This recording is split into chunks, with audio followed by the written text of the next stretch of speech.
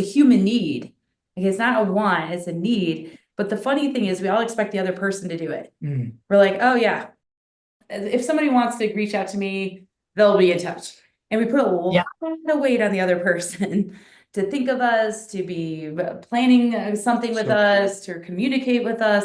And so a lot of the work we have to do with somebody is the mindset shift of it's a personal responsibility to create connection. It's a verb, it's action based. It's like we must be the ones, if we want to improve this, to take the action steps to do.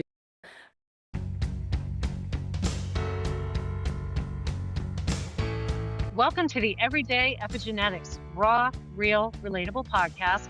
We're your hosts, Susan Robbins, certified epigenetic human performance coach, and Kate King, licensed psychotherapist, board-certified art therapist, and award-winning author. Together, we bring two perspectives, two styles, and one shared passion for epigenetics. On this podcast, we delve into topics such as environment, nutrition, fitness, mindset, social dynamics, and trauma as they pertain to epigenetic expression in a way that's relatable to everyone. We recognize that everyone's needs are unique. There are no one-size-fits-all solutions for your mind, body, and heart. The true magic lies within you. So if you're ready to create a radiant life through epigenetics and reclaim your authentic self, then buckle up. Here we go.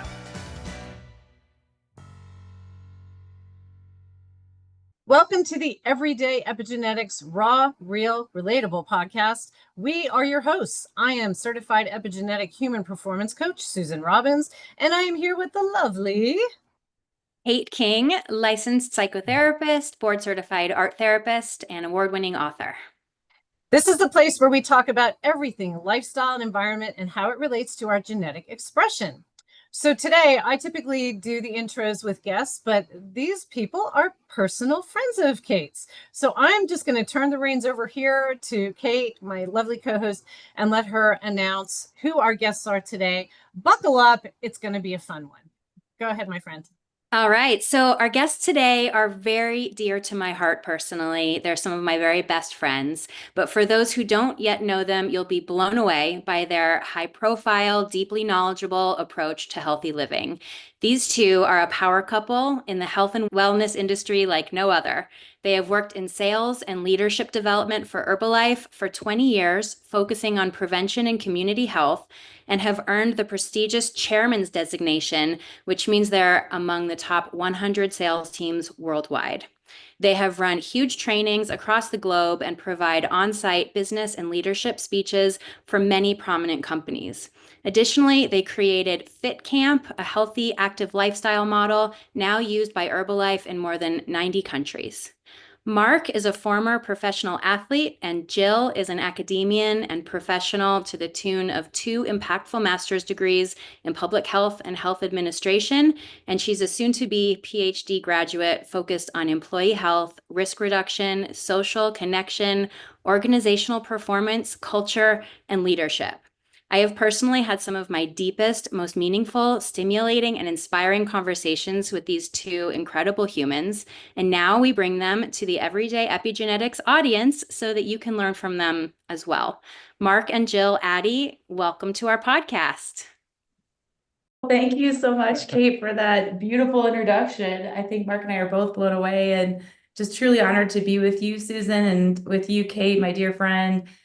We just hold the two of you in such high regard. We love your podcast and the work that you're both doing in the world. It's so meaningful and so needed. And for Mark and I, we're just so honored to be invited to be here and share a little bit about the things we work on and are passionate about. So thank you. Yeah, greatly appreciate it. Kate, just all the time we've had over the years.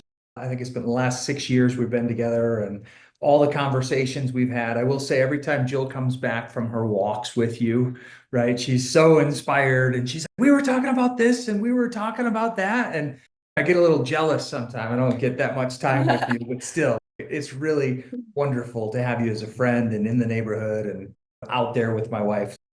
You guys just brainstorming and talking life and stuff. So we're honored to be here together with both of you. And yeah, let's have some fun today. Awesome. I think, isn't it with all of us, what we all do, it's that ripple effect. How can we reach more people? Because people need help. Yes. People need help. Right before this, as we were waiting for Kate to come on earlier, I said, so what are your areas you guys are into? And they said longevity. And I immediately perk up and I'm all excited. Because it's not about just living longer. It's about living longer, healthier, and having that quality of life. And so you guys going on your walks and talking about these things, and what are the things that we can bring to people? I think it's a beautiful thing. And I have my circle of people, Kate and I talking, what can we do to reach people? So that's really how that spoke to me with what you're doing. And it's just that ripple effect. Just the more we talk about it and the more we put it out there, and that's why I created the podcast last year, was to put it out there that the things that we do are available, but just how every decision you make, it makes a difference. You're turning good genes up or down and bad genes up or down. So it's, even if it's just awareness around those thoughts of those decisions we make, that's why we're all here. And that's why we're all called to do what we're doing. We just all do it in different ways, but it all fits so perfectly together. Kate, I'll let you start off. Go. I just wanted to say that's why I'm just excited to have this connection as well and see where we go from here. Yeah, great. I also think, speaking of our walks that Jill and I take, and there have been many dinner conversations where Mark is present, my husband's there, our kids are running around. I think this type of work, it is taken really well to community. We do this together. And that's what's so lovely about our time together, is that when you have people in your life who are really aligned with this intention of living not just long, but also long and healthfully and with awareness, then you can build that life together. And we have a little village here in between our families where we're raising each other's kids and we have similar values. And so we're all promoting this perspective of healthy epigenetic expression, and it's becoming multi-generational too. So I think community is a really cool aspect to it. And yeah. So I wanted to ask you guys just to start out, because when I think of the two of you in health, I think of you as cornerstones of different aspects of it. Mark, I feel like you really understand the physiology, the anatomy, what's going on chemically in the body. And Jill, so much of what we talk about is the psycho-emotional, cognitive, behavioral, sometimes community. So you hold really different perspectives. And I was wondering if you could each just speak to what your definition of health is. Oh, such a good question and a great place to start. Do you want to kick off, Mark? Sure. I think that's a great question. And a lot of times, just the other day, I had this exchange with someone and he was like, oh, but I'm healthy and I'm look at me, I'm healthy. I said, how do you measure health? And he's, what do you mean? And so typically we start off with, from my perspective, the physical piece of it, right? Obviously, you've got the big blocks of health, the things that we're looking at today that make the biggest impact on living long and living well, right?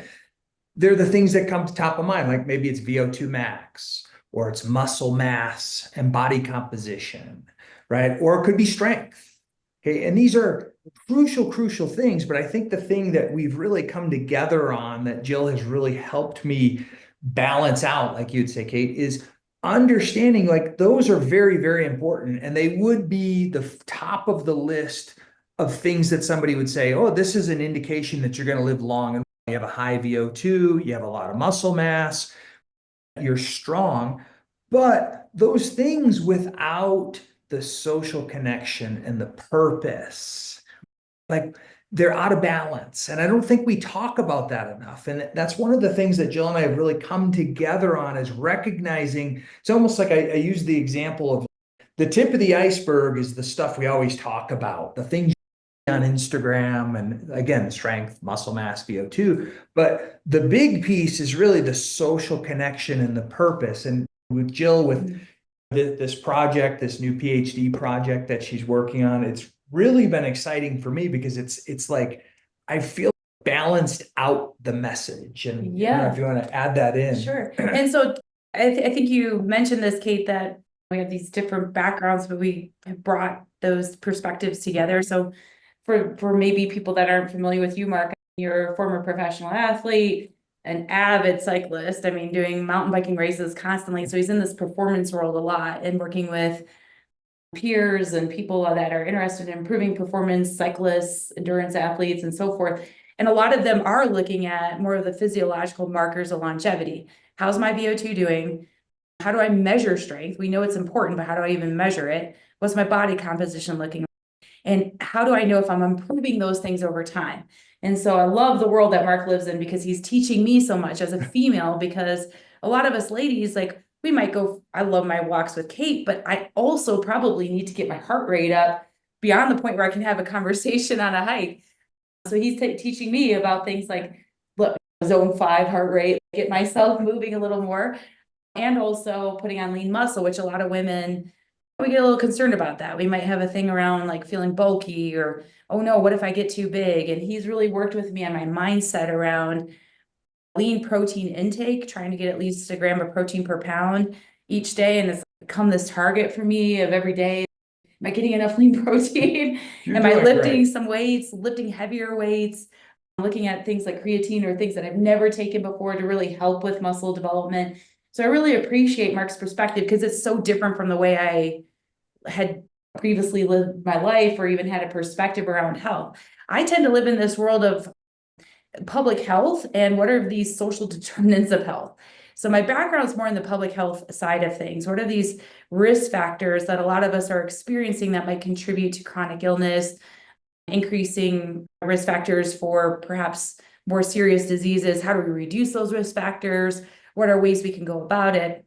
And so a lot of my prior experience was more in the real medical healthcare field, working for hospitals and health systems and physicians, looking at the traditional side of medicine and healthcare, and also, of course, public health. But it really wasn't until we found Herbalife where I felt like we were truly doing community health work together, building out the Fit Camp Healthy Active Lifestyle program. And one of the things we noticed with that program is, yes, we were working with people on fitness. Yes, we were working with them on nutrition. We were there for them as a coach. We were measuring their progress on an in-body scale to see how their body fat was doing. Are they putting on lean muscle mass? Are we improving over time? But it was the social connection aspect of that healthy active lifestyle event that was most magnetic. What happens when we bring like-minded people together who are all shapes and sizes, all different demographic groups, all different backgrounds, different education levels, different income levels, put them all together and let's play some dodgeball together on the beach. And we would have people play games. They would go for runs to the water and back. They were doing push-ups to build their strength, but the entire time they've got a smile on their face. They're having fun. There's no pressure to perform at a certain level. You get to go as hard as you want. Just trust your body, hydrate, of course. And then the biggest thing was we wanted to see them form friendships. Can you create new relationships, new bonds with people so that you're not on your health journey alone? And I think this issue of social connection and isolation, if I can step on my soapbox for a moment, is probably one of the most important things that's on my mind right now in terms of longevity and improving health and well-being inside our population. So if we look at loneliness and social connection issues, we're really dealing with things at an all-time high. Despite all of these devices and tools for ways we can connect even more, why is it that we're feeling more isolated from one another, especially post-pandemic? And so this is an interesting data point I was going to share with you on this call. Listen to some of this. Poor or insufficient connection is associated with a 29% increased risk of heart disease and a 32% increased risk of stroke. Loneliness and social isolation have been found to increase the risk of premature death by 26% and 29% respectively. And that comes from Julianne Holt-Lundstad, who's a phenomenal researcher. I think it was her 2015 meta-analysis that looked at that. And it was just a fantastic data point, but it's also a scary one. So my goodness, how is it that loneliness and isolation could be risk factors for premature death? And can we do something about that? Are there interventions and ways in which we can form stronger bonds and connection to improve those things? So it's like his passion around physiological health, mine around community health and connection, and really solving this isolation issue. Merging those together is really our day-to-day work together. Yeah, I remember seeing a statistic, and maybe you know this statistic, Jill. It was something like smoking 15 cigarettes a day is actually healthier for you than loneliness. Oh, You will, goodness. you will live longer if you're a smoker than if you're a lonely person. And I just remember there was like a list of things, and it was like smoking is healthier than loneliness. Obesity is healthier than loneliness. Alcoholism is healthier than loneliness.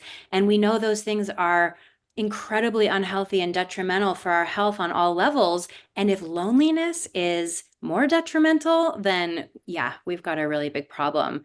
And I think the US Surgeon General did a ton of work on loneliness. Yes.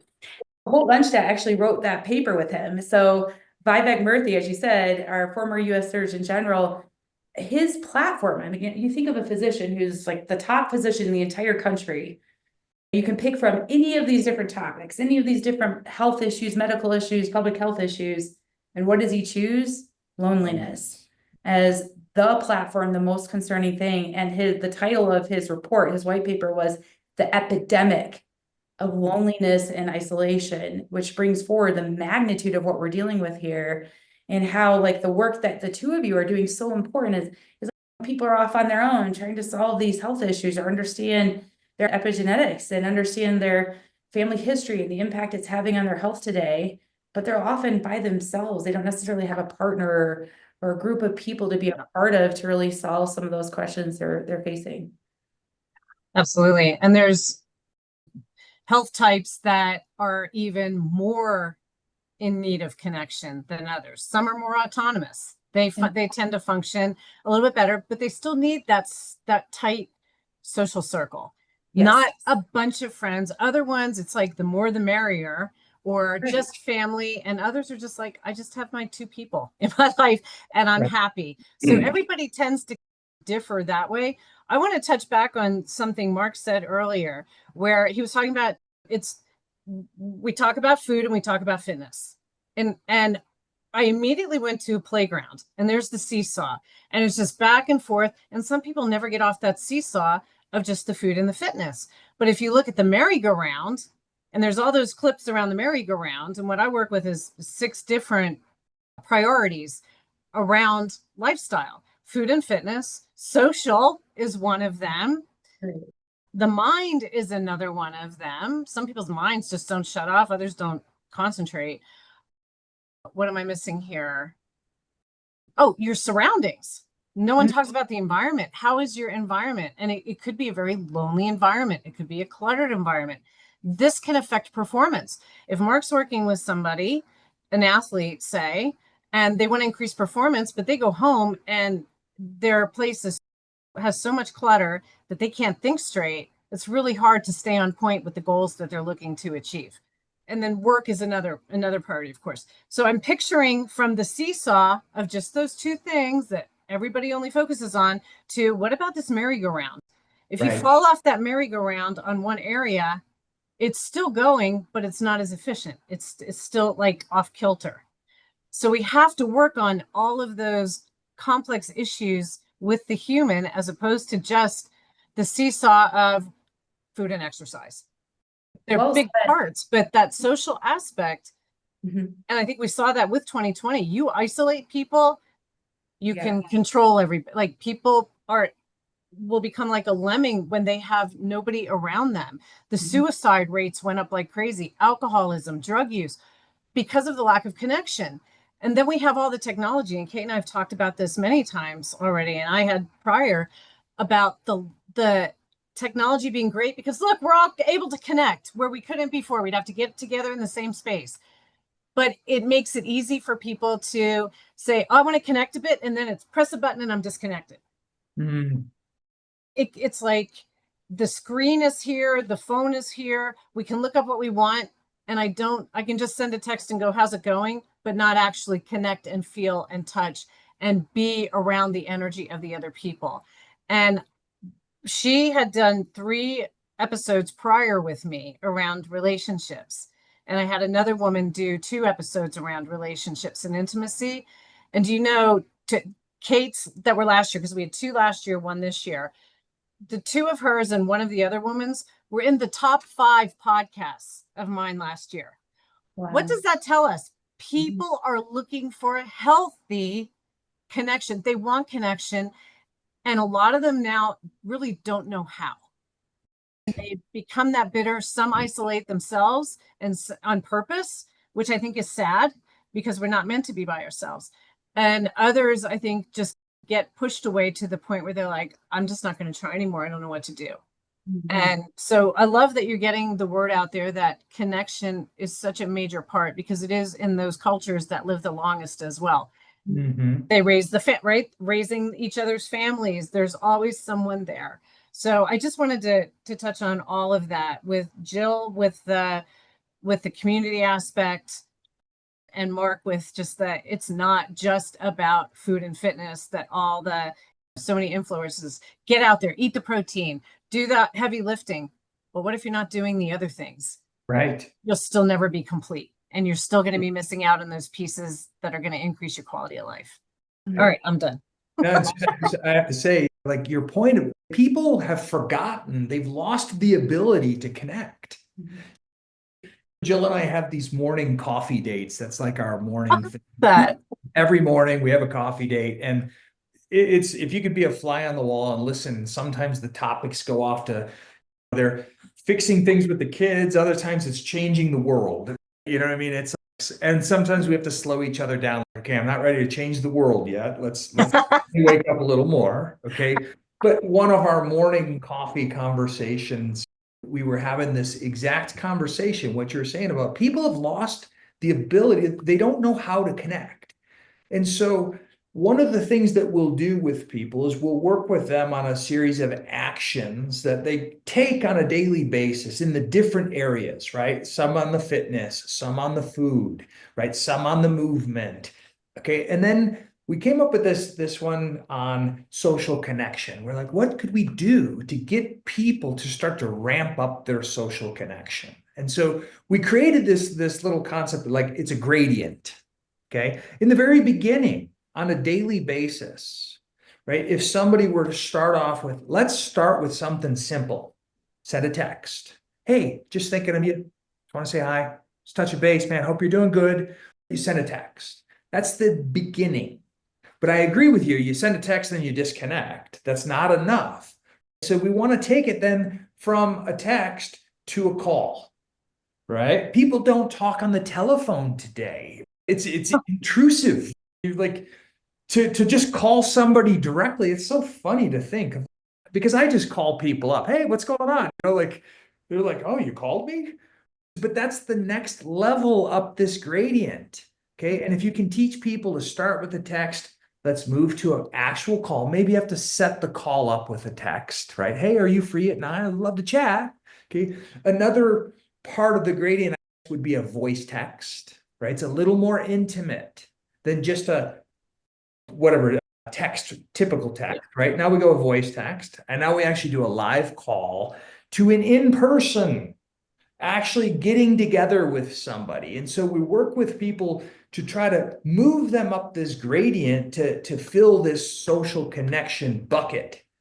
And it's that one right there. It has been so fun. It was one of our morning coffee conversations. I'm like, that's it. Yes, and it comes from the place too. I think all of us want connection. All of us, if you look at Maslow's hierarchy of needs, the need to belong is on that list. Or you look at, I think it's Baumeister and Leary, they have a research in, I think it's 1995, where they looked at the need to belong. It's a human need. Like, it's not a want, it's a need. But the funny thing is we all expect the other person to do it. We're like, oh yeah, if somebody wants to reach out to me, they'll be in touch. And we put a lot of weight on the other person to think of us, to be planning something with us, to communicate with us.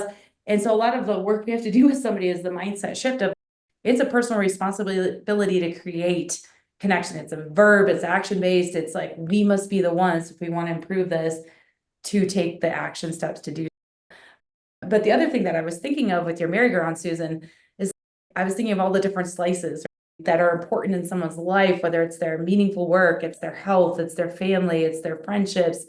We call it whole life success if somebody can balance those. And most of us are doing well in certain areas and off kilter in another. So this isn't a conversation about perfection in any way. I don't know if it's attainable. I think it's all about how can we improve what some of these areas that are highest priority or have the greatest need in this moment. maybe someone looks at their merry-go-round, their slices of the pie, and health is on the list. It's one of the things that they want to take on, but work's doing well. So, okay, great. Or maybe finances need some work, but work itself is doing well and the family is doing well. Great. We're all going to be shifting and balancing constantly in our evaluation of our whole life success.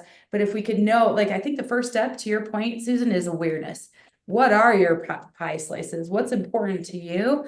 And then here in 2025, can we move it up just a little bit? Can we take one of those areas that matters and go just 1 degree? I think most of us would be stunned by how much life can shift from a 1 degree change.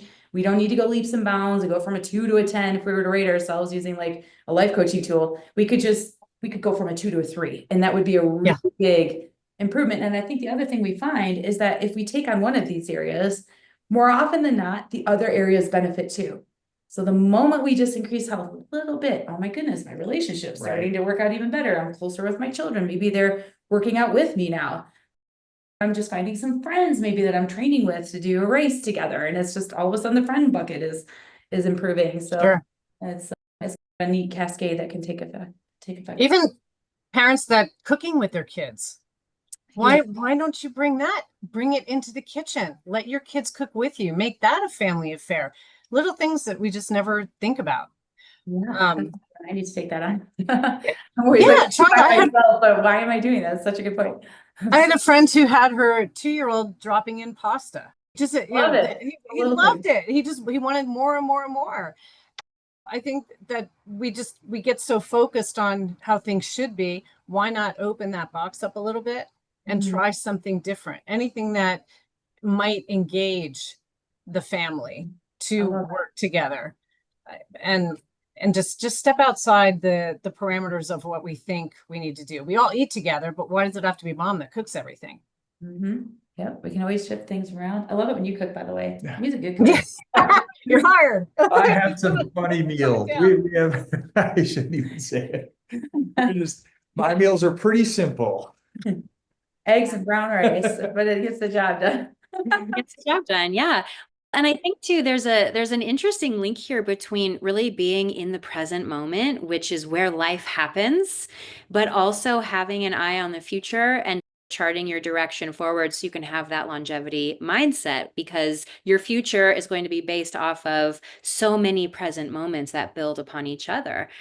And I know, Mark, you and I have had some conversations about Peter Attia's work on longevity, and he talks about both lifespan and health span. And the health span perspective is how long you're healthy for. So the idea would be that you live as long as you live, and then when it's time to die, it happens quickly. You don't have that decade or so of suffering. Like my father-in-law right now had a stroke about a year ago, and his quality of life has been so low. And he's in that decade of not dead, but also not really full of life and vitality. And so health span is the direction that we want to be heading, where you live healthier for longer. And I wonder, Mark, like specifically with some of the tools, I know you're really knowledgeable about the VO2 max piece, about the strength training. HRV is something we've talked a lot about. Can you talk a little bit about health span and how that integrates with what we do in the moment and how it charts that direction forward for us? Yeah, I love talking about these things. You know, and something my entire life, I've always had this, like, I'm a big fan of lifespan and health span, right? I want to get to triple digits. Okay. But I want to get 99.9 years of health span in there, and then one day be climbing a mountain and be done. Right. That's my goal. So I always like to say, hey, give me health span, but also give me lifespan, because I've got a lot of cool things that I want to do in my life. I think that's my attitude of what gets me out of bed in the morning is I'm excited to live life, right? I want to have fun. I want to meet people. I want to make a difference. I want to be with my family.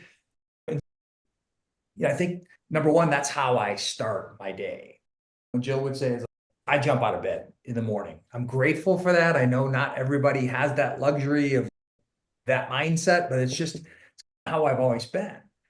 And so I really started looking at, for me, again, we go back to the Peter Attia work, and I love his work because I think one of the things that he's done is he's made it very clear with people, what are the big movers, right? The things that really impact all-cause mortality, right? And quantified them, right? Again, I'll list them again. VO2 max, probably number one. Why? Because you can't cheat the test of a VO2 max, right? You can't take a supplement for 2 weeks to get ready for it. It's a over time, the work that you do, the aerobic training, the strength training, the body composition, it all comes into play. You can't fake that test, right? Mark, can I just stop you really here quick? Because some people might be sitting here saying, what on earth is VO2 max? So could you just give an easy explanation, like VO2 max for dummies? If you looked at that book, that's what that would say. And I'm not calling anybody a dummy. I know what it is, but because I work with this stuff too. But some of these terms, if you could just break them down for our everyday person out there that wants to understand what to do with VO2 max, what it is. Thank you. Sorry to interrupt. Oh, no, it's a great question. So real simple, like think of maximum oxygen uptake, like what your ability to run, your ability to ride a bike, your ability to even so far as do daily living activities, okay? Your VO2 max, the higher that is, the more things you could do, the faster that you can do them. And it's an indication of health, again, because you can't fake that test, okay? In order to have a high VO2, you have to have strong lungs, you have to have strong heart, you have to have strong muscles, your brain has to be working, you have to have circulation. All the major systems in the body have to be working strong, okay, working well, okay? So yeah, I would say it's a sign of aerobic fitness, of your ability to utilize oxygen optimally.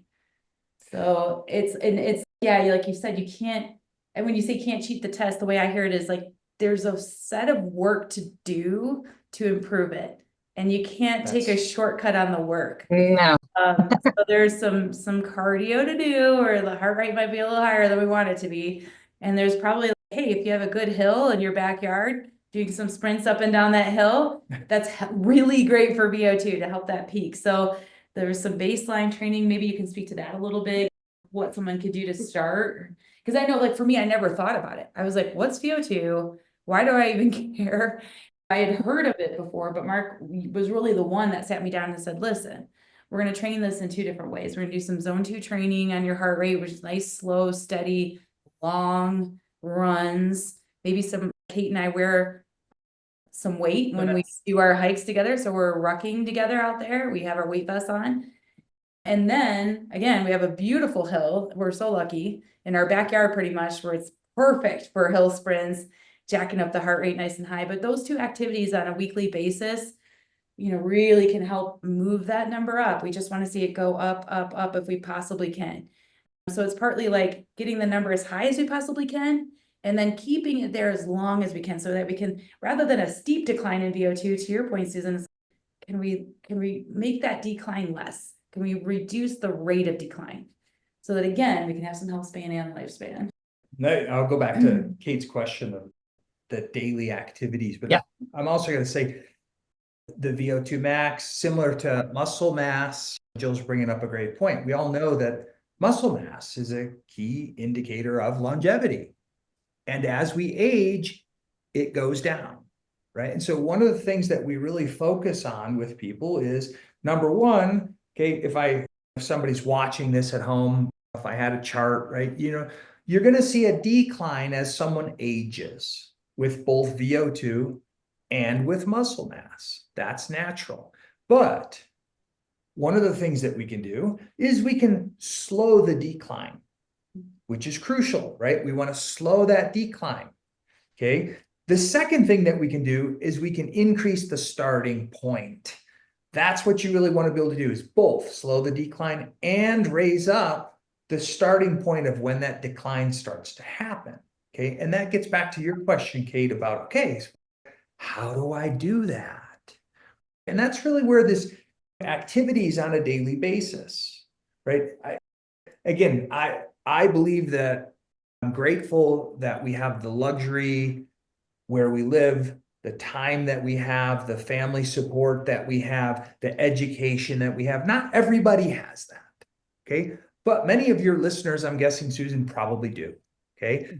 And my attitude about this is it's my job to take care of these things, right? It's my job to take care of my health. It's my responsibility.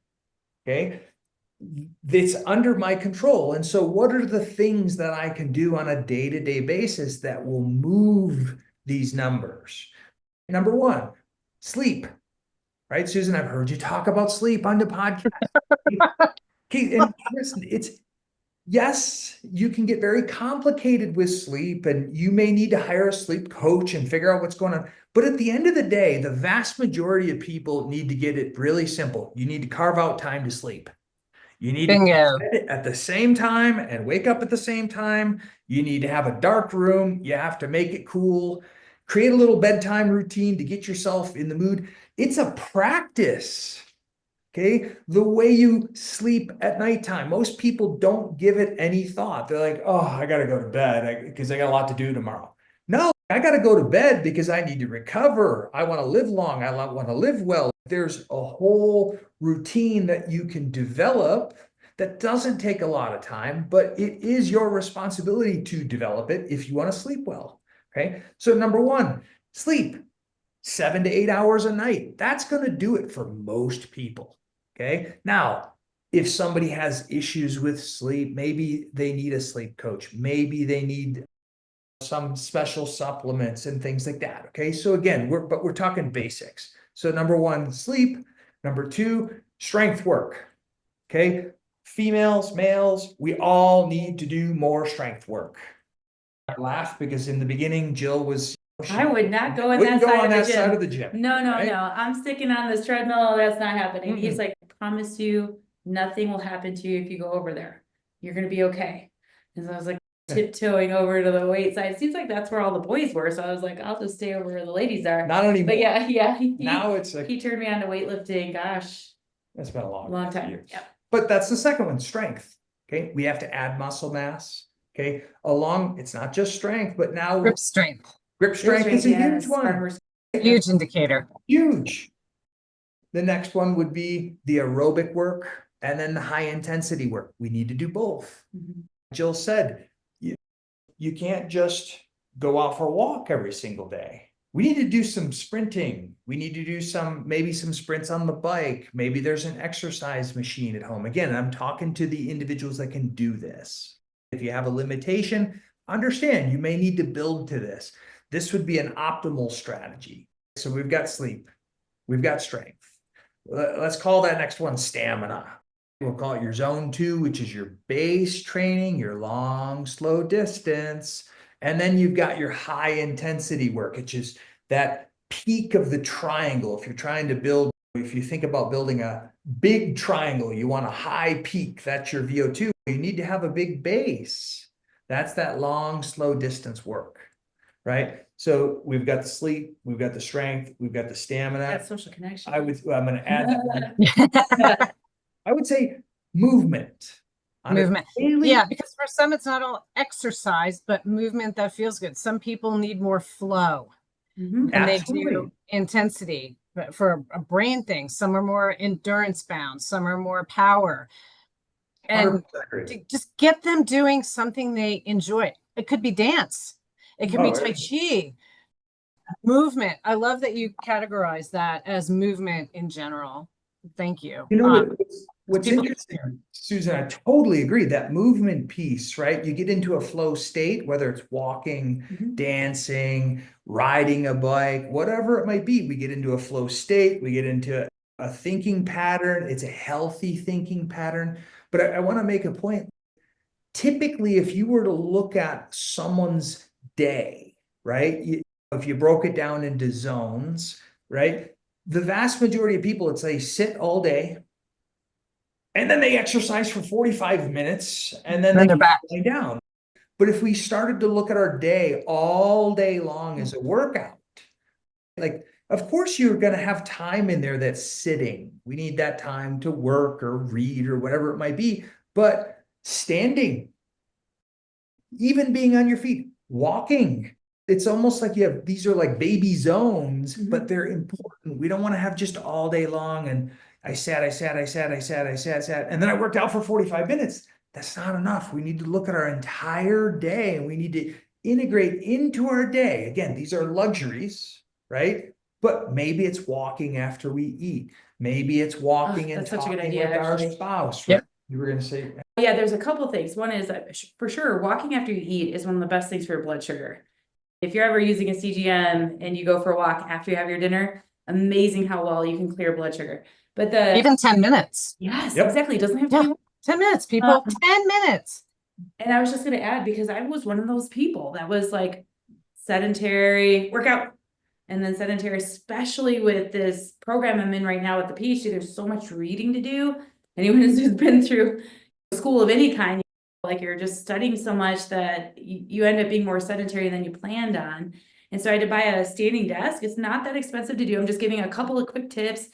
You can get it on Amazon, and like it just hits a button and it forces me to stand up, but I can still do my reading and I'm standing now and I'm moving a little bit. And then I was just elbowing Mark there because my birthday was not that long ago. I was like, I really want a walking treadmill because you could just, they're perfect, Susan. You've got one right there. Right behind here. Great way And to the mat that's for the it. standing desk. I love it. Fantastic. Ball chair. Yeah, ball chair, perfect. All those little things are not that necessarily that expensive, but they're simple little things we can do. To your point, Mark, to have movement become like a day-long experience rather than these isolated, like, oh, just for 1 hour, I'm gonna get it in, get my steps in, and then the rest of the day I'm sitting.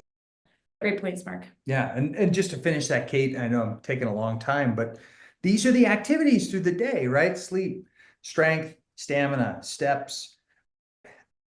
The next one we could get into, of course, nutrition, diet is going to be Protein. crucial. Protein, that's one of the main things that we focus on is protein, right? Making sure that somebody's getting enough protein to maintain the muscle mass. There's different types. You could maybe, I would put that almost in the bucket sometimes of supplementation, because that is something that we focus on, is getting whole food protein and then bridging the gap, right? Because most people are deficient in the amount of protein that they need. And maybe you could speak to, especially for women, like being under muscled. Under muscle, again, that's a key. Just part of this. I think it's Gabrielle Lyons that causes, she says muscle is the organ of longevity. It's just an interesting way to, and I hadn't really heard it that way before, because most of us ladies, like, we stepped on the scale, we've been slaves to that number. And we haven't really thought about, okay, muscle's going to weigh more than fat. We have to really shift the way in which we think when we step on that scale. If that scale is going up and you've been lifting heavy weight, good job. All that lean muscle mass on you looks beautiful. And the more we can retrain ourselves to see it as a good thing, that we're headed in the healthspan, lifespan journey by putting on lean muscle mass, by taking on these steps and removing this old, worn out, outdated connection to a number on a scale. Right.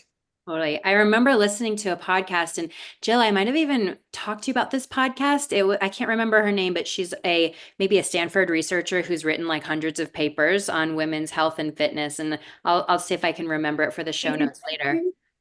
Sorry? Might be Stacy Sims. Yeah. Yes. Thank you. So yes, I love something that she research. said, yes, because being a child of the 80s and 90s, I definitely have some body image issues around bulking up that I've had to work with around this. And she said something that I have like on a Post-it and I keep it close to my heart. She said, we don't want to age gracefully. We want to age powerfully. And I loved that so much, because I don't want to be a wilting daisy, especially in my later years when bone density becomes a problem or fragility comes into my body. I want to be powerful. I want to be strong. I want to be able to, like Peter Attia says, stand up off the floor without using my hands. And I want to lift my grandkids, and I want to be crushing mogul skiing when I'm in my 80s. Like, I want to be active, and we can't do that if we're aging gracefully. We have to age powerfully, Stacy Sims says. Yeah, excellent. Being functional. We need to be able to pick things up, put them down, pick ourselves up, put ourselves down, lift things overhead. All these things that are functional day to day that you don't realize until how important they are until you can't anymore. That grip strength, right? That grip strength. What if you can't open a jar? Right. What if you can't put something up there? We just don't think about these things until we lose them. And then once you start losing them, it's never too late because the body's such an amazing machine to turn around. But I totally agree with that. It's let's just sit back. This is age happening.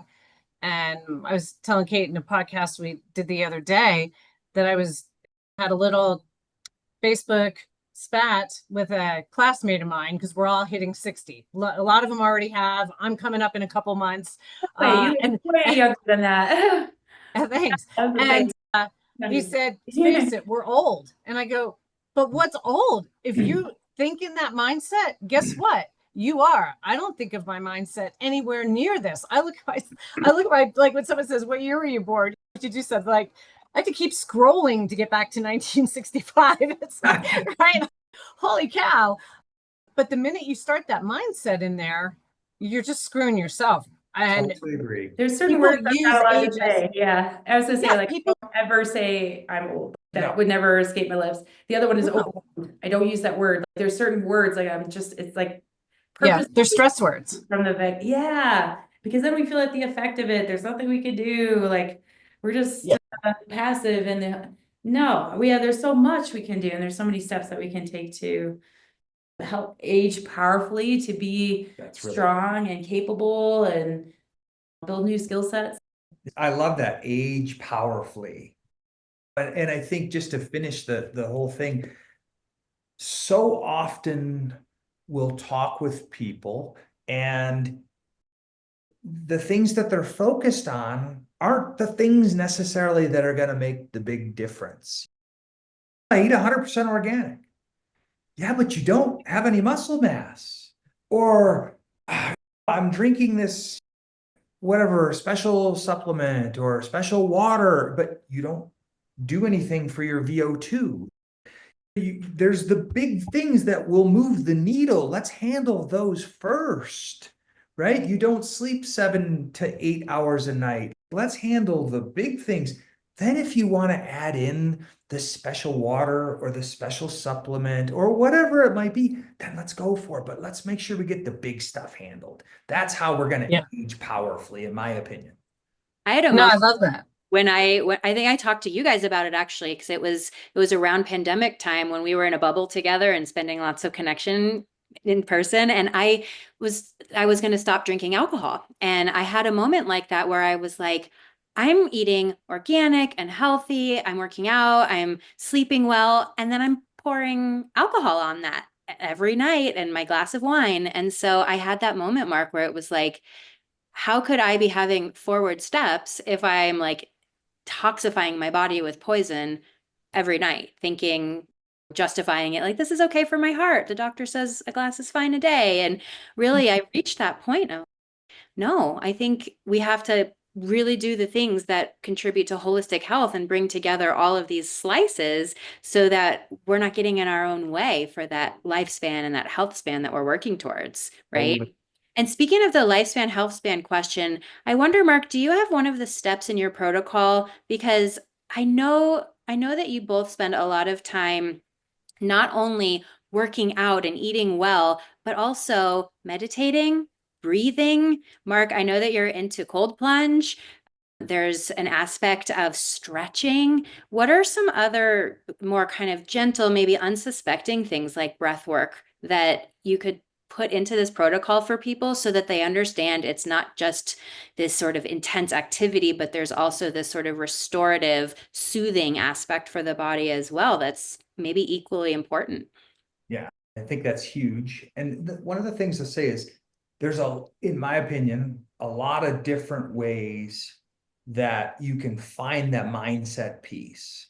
Jill does an amazing job with meditation and breath work, and she'll have the red light going. And I know I'll walk downstairs to her office and I can hear the red light going and I see it underneath the door. And I know she's doing her breath work and her meditation in front of the red light, right? And I'm like, ooh, don't knock on the door. I think over the years, breath work has been a big one for me. I've got different certifications from companies and breath work protocols, okay? What I found for me though is being outdoors, okay? Walking for sure is one of those flow state activities for me.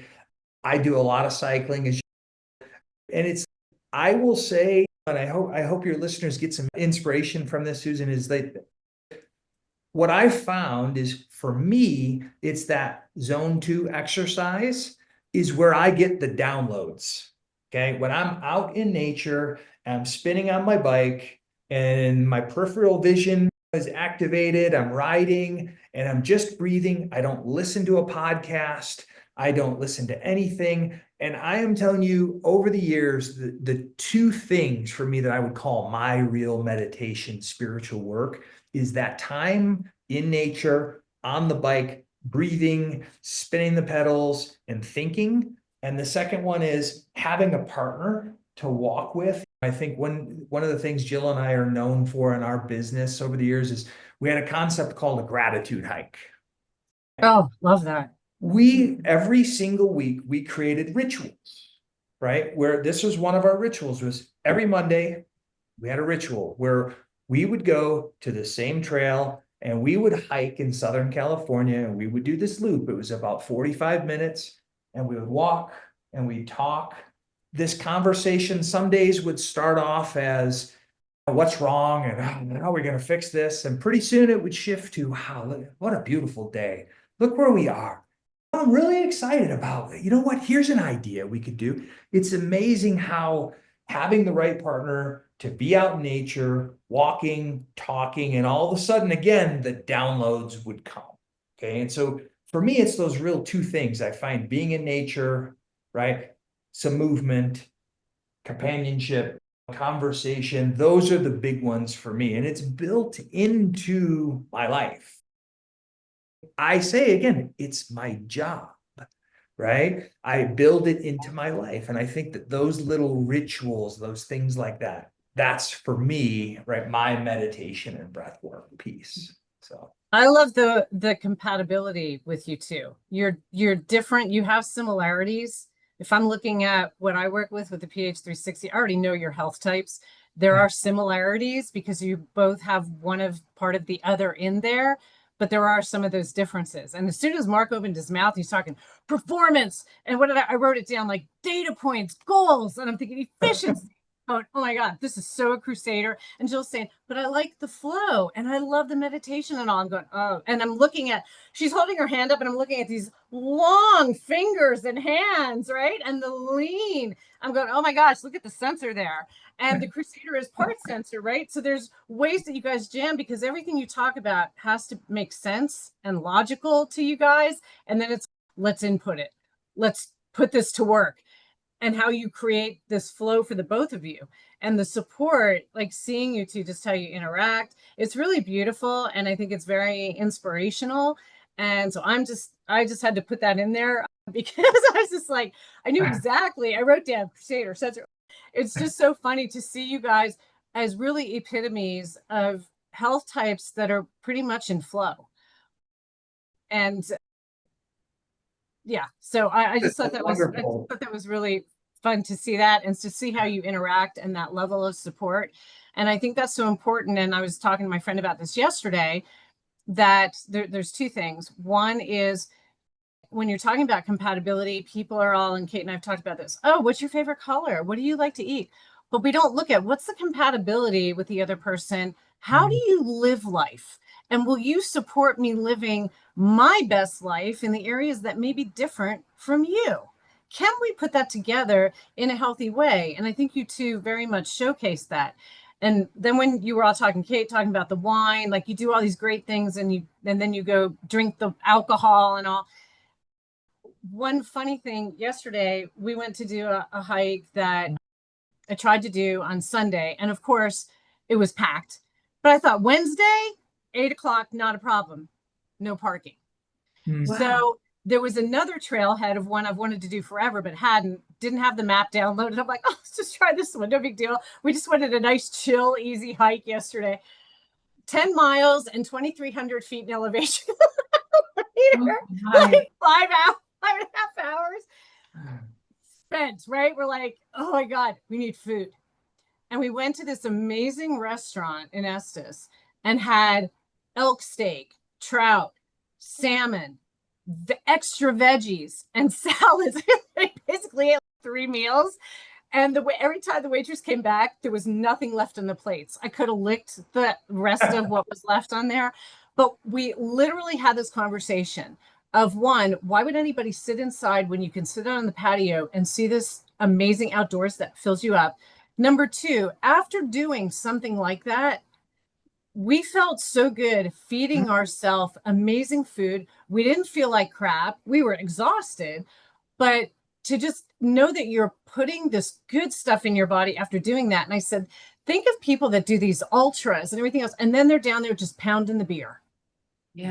Because I've seen it, like, just pounding alcohol. I'm going to go eat a pizza. I'm going to do this.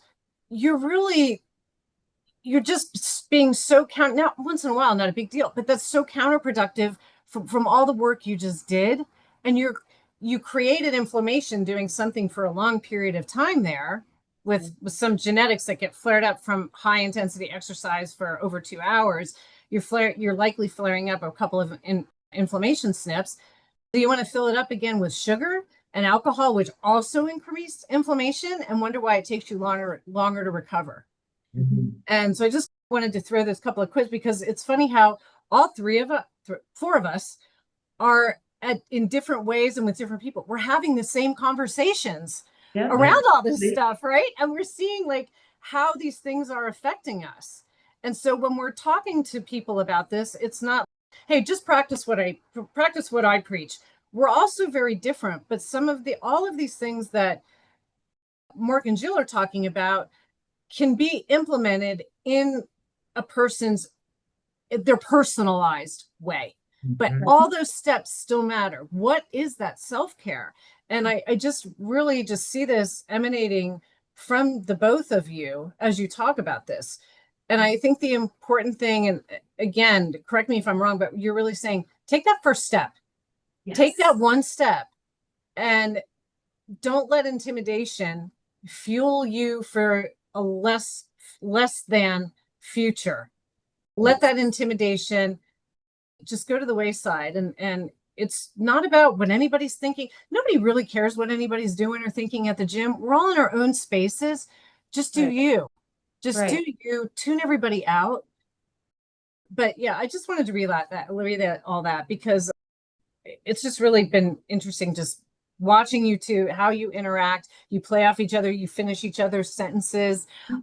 And then Kate's talking about having these conversations. You're having these conversations. Kate and I have these conversations. We're all talking. We're all in the same kind of space. How many other of us are out there? When you're thinking community and like-minded, we're hopefully creating more community so that more conversations can be had out there. Yeah. And I think that's just super important. I think it's really incredible what the two of you have done with the podcast, because you've created a way to get a microphone to get these conversations out there. It's one thing for the two of us to be having them and a couple of clients and a couple of people, but you've created a platform to be able to speak to many. And so good job. Really making a difference in the field. Like it's inspiring to see. You found a way to speak to many, and that's a beautiful situation that you guys have created there. But thank you. You too. I remember seeing videos of the two of you not so long ago on a huge stage in Poland with like how many people, how many thousands of people around you cheering. So you also make a massive impact. Oh, thank you. What you teach is so valuable.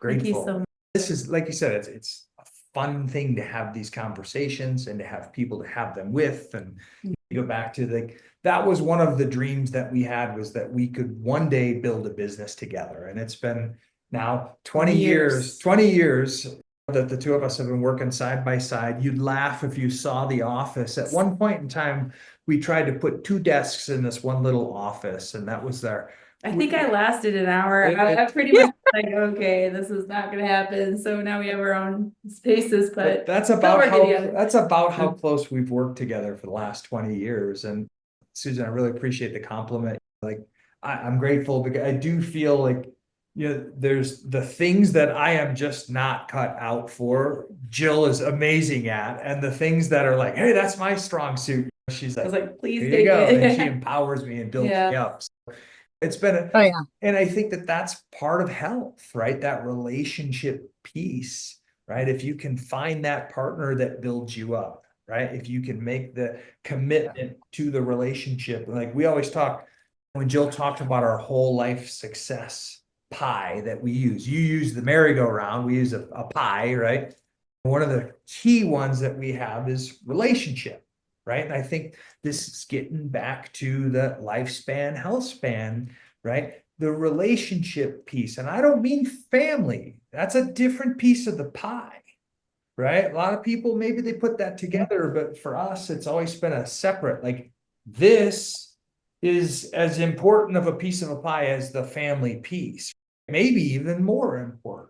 And that's always been a big one for us on the health side, because I do think that that has a big impact on longevity, lifespan, Absolutely. and health span. Mhm. You know, so we're Yeah. grateful that we get the chance to work together and do these morning, the morning coffee date. That's another one. Yeah. I love that. I had to write that down. Sometimes it's brief, right?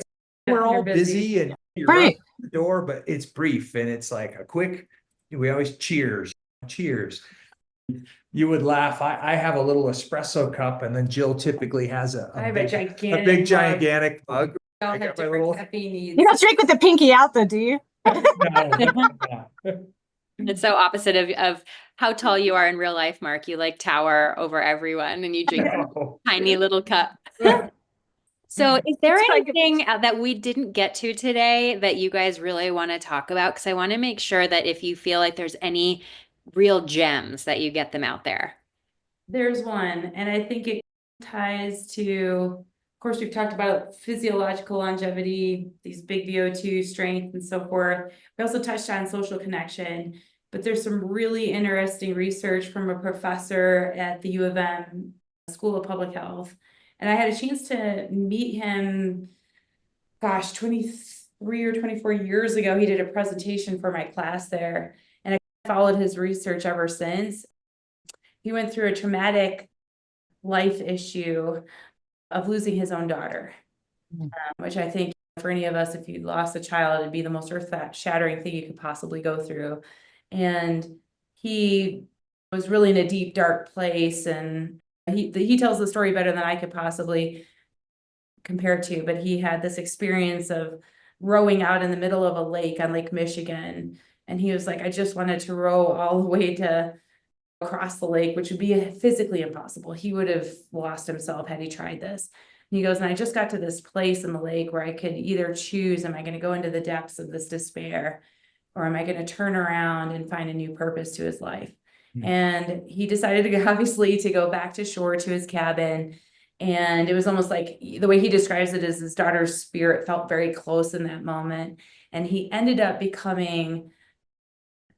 moving his research in a new direction and becoming one of our thought leaders in the country around purpose and the importance of having purpose in one's life. And his name is Victor Strecker, by the way. He has this amazing book. I brought it over. It's called Life on Purpose. A fantastic read. He talks about his personal journey with it. But some of his research shows that having a greater sense of purpose not only increases feelings of emotional well-being, but can also affect, I thought you'd like this, affect how DNA expresses in the body, leading to actual physical health improvements. And so I just find that fascinating. My goodness, if we Love that. people in terms of longevity, physiologically, in terms of connection, but also having purpose in life. I think sometimes this whole idea of retirement, I don't know if I agree with it, because there's so much depth human beings have inside themselves, and there's so much they can give at all phases of life. And if we can constantly ask, okay, at this stage of life, at this place I'm at, what is my sense of purpose? What is one thing I can do to not only be grateful for this moment, but to serve other people in this moment? And inside those questions, I think we can find new chapters, new adventures, and new ways to give back to the world. Yeah. I love that. I love that. That reminds me of the Arthur Brooks work that I think we've all shared as well on fluid intelligence and crystallized intelligence. Yes, the Not getting one confused. David Brooks, yes. Or David Brooks. Is it Arthur or David? It's Arthur Brooks and David Brooks. David Brooks Okay. came out, and Arthur Brooks Yeah. on happiness, yeah. Yeah, So, just really knowing like that there are certain times of life for being like activating movement and having the energy and pursuing things. And then there's a season of life for being the wisdom keeper and the mentor and the landing pad for these kind of young, bright stars to come for support and resourcing. And I think purpose doesn't have to end in any season of life. And so many people start to shut down their purpose if they feel like there's some new young talent coming in and maybe they're being replaced, or maybe they're retiring, or maybe their health is shifting and they can't do what they used to do, or things aren't as appealing as they used to. But that doesn't have to be the end of purpose. That can be the beginning of a new purpose and activating a new season where you get to show up differently and you get to restart and you get to redefine at every stage of life. And I just feel like that's so important, Jill, that purpose, because if we have purpose, then what are we doing here? What's the point? A lot of people volunteer Mhm. after they retire to have that sense of purpose. How can I continue to do something that makes me feel good? And I think in that, I used to use what you're talking about, and I referred to it picturing the seesaw, the merry-go-round, but it was like a pie chart, the circle of life. Yeah. And one of the things on that circle was joy.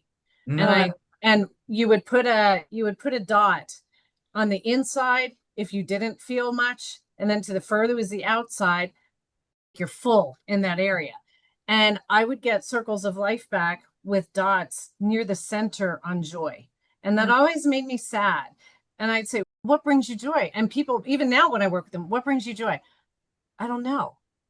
So I think that kind of goes with joy, purpose. You could put those together, because when someone has a purpose and they feel good about themselves, then you're creating that inner joy. Yes.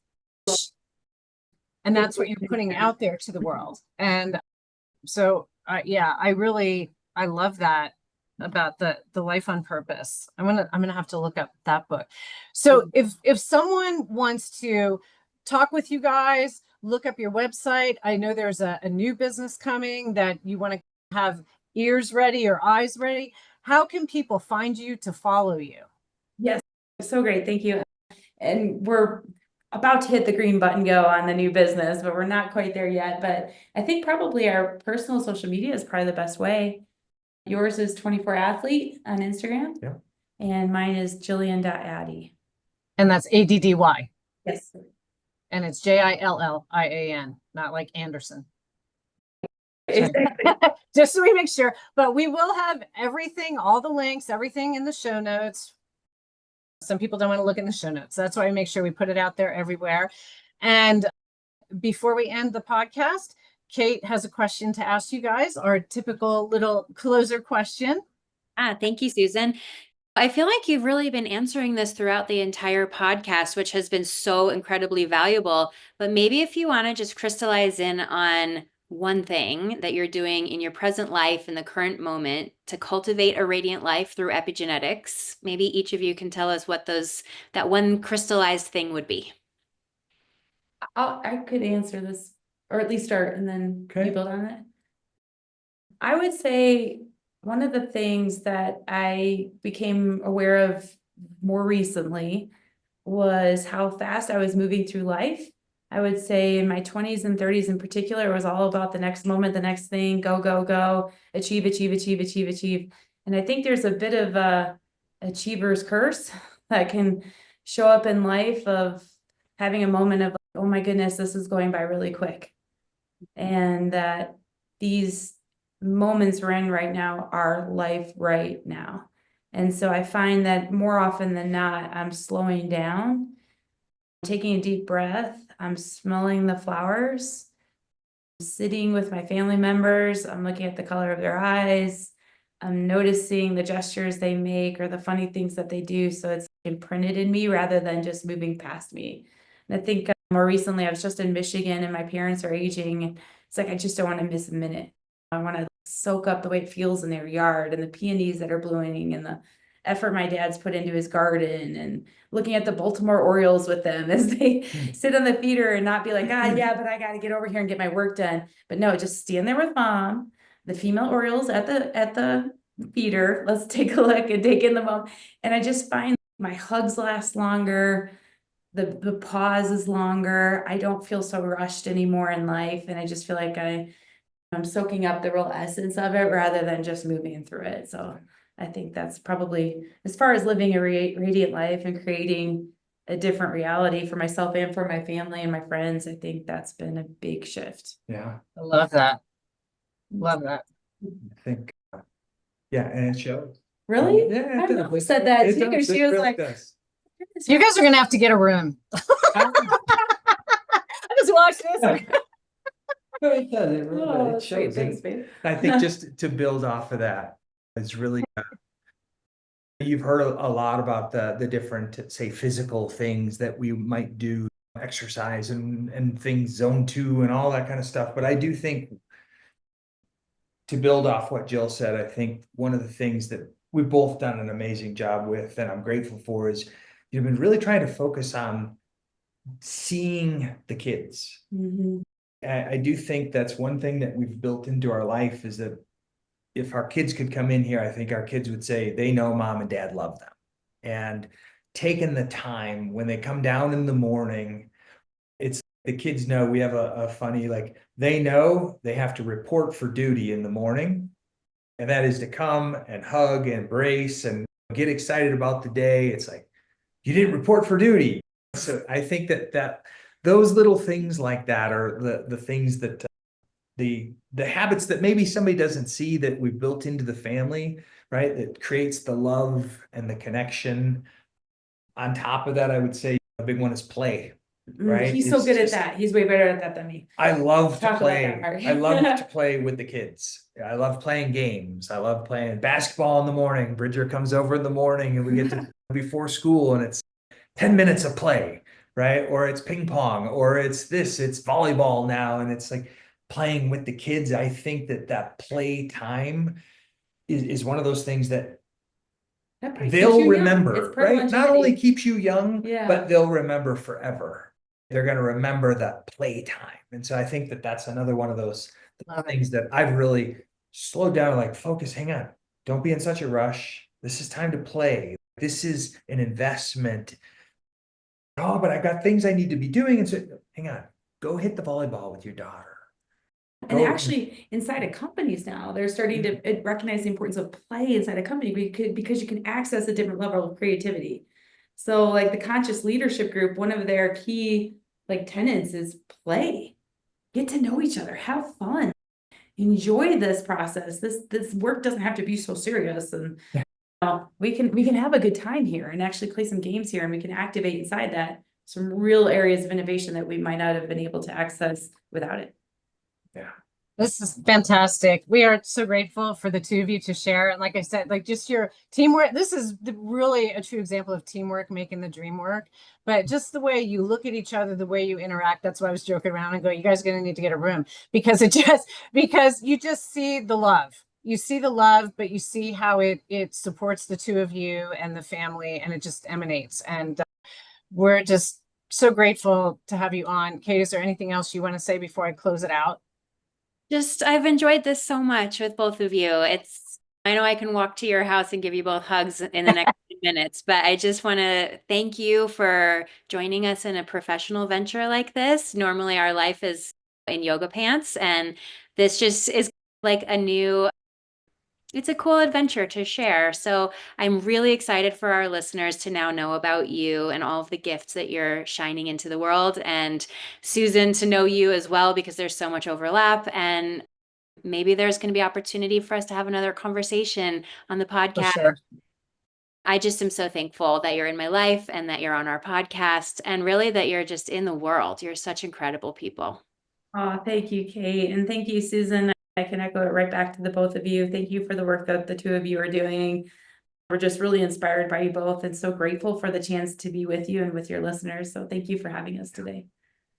We're very grateful. And please, please, please share this podcast. Give us a, but people need to hear this information. So please put it out there, everybody. And I'm wearing bike shorts. Is anybody else wearing yoga pants? Come on. It's a benefit of being online. All business up front, on the bottom. We have to dress from here up.